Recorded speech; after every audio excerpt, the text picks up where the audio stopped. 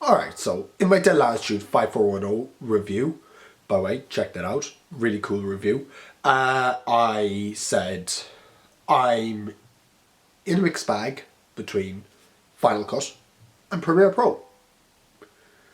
Well, in this video, I'm going to take you through my mindset between the two programs, the advantages, the disadvantages, and which one I'll be keeping. That answer gets complicated.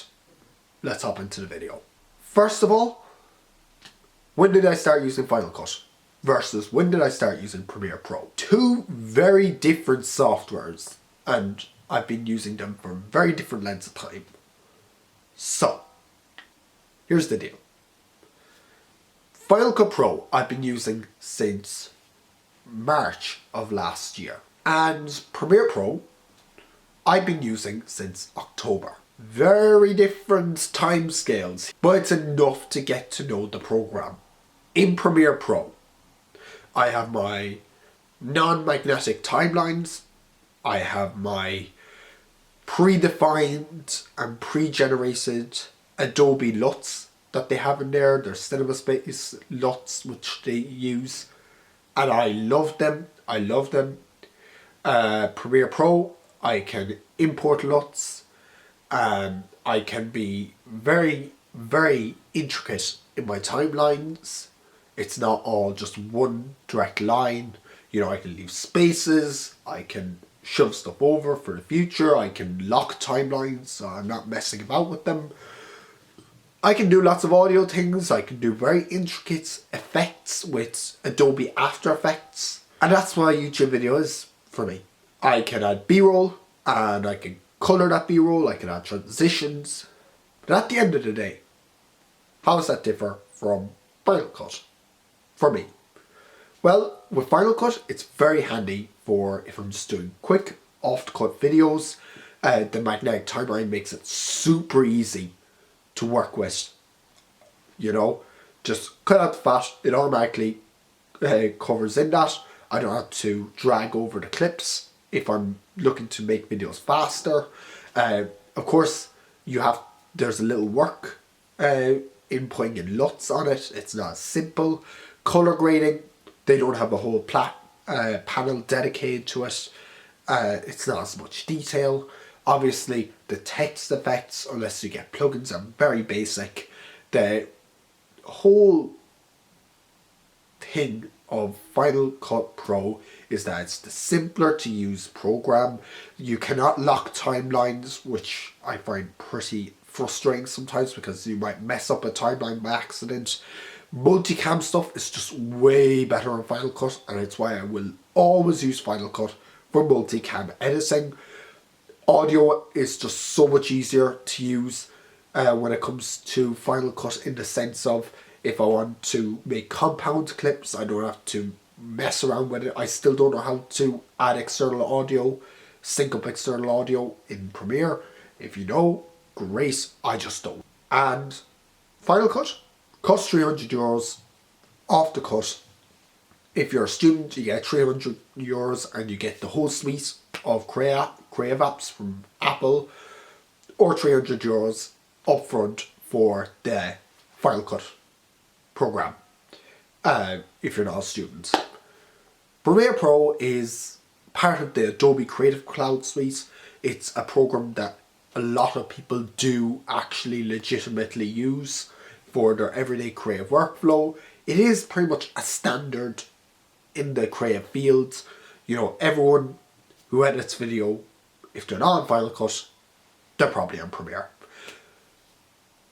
This is where the interesting thing comes in. The very, very interesting thing. Because I have been editing on both simultaneously. So it's not a case of, oh, I have more experience in one, so I'm going to stick with one. But I've also had different use cases for both. Final Cut, I edit on an iMac, 21-inch, 2015, late 2015 iMac from 2015 obviously.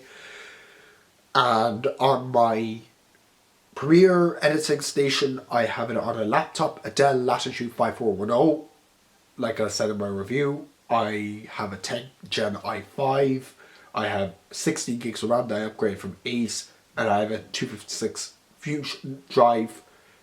That not Fusion drive. It's actually a 256 gigabyte SSD, but I edit off a 1 TB external SSD on both machines. So read and write speeds on the hard drives should not be a bottleneck. Where the bottleneck does come in though is one reason why I do actually legitimately love editing on Premiere. It's just on a laptop.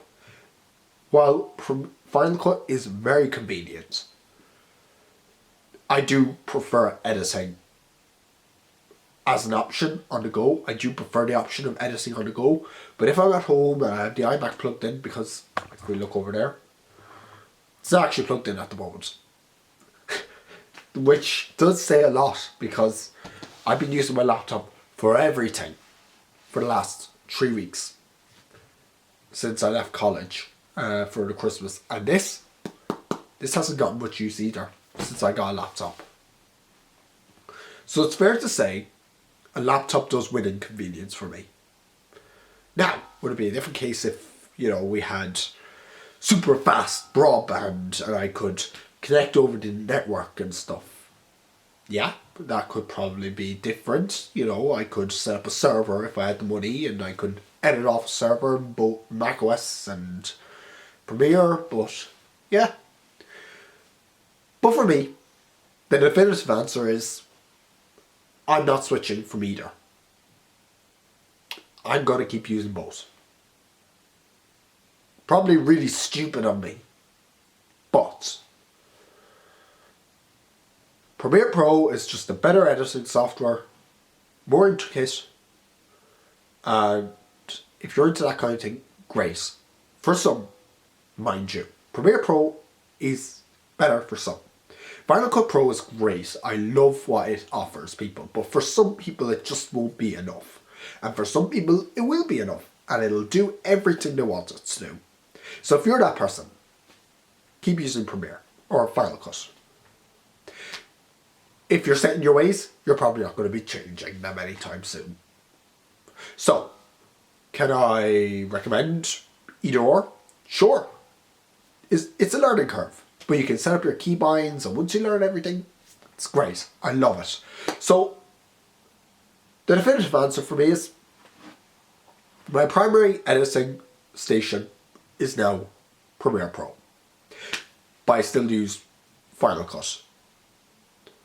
So with that long answer video, thank you so much for watching. If you liked the video, give us a thumbs up. Let me know you liked it in the comments.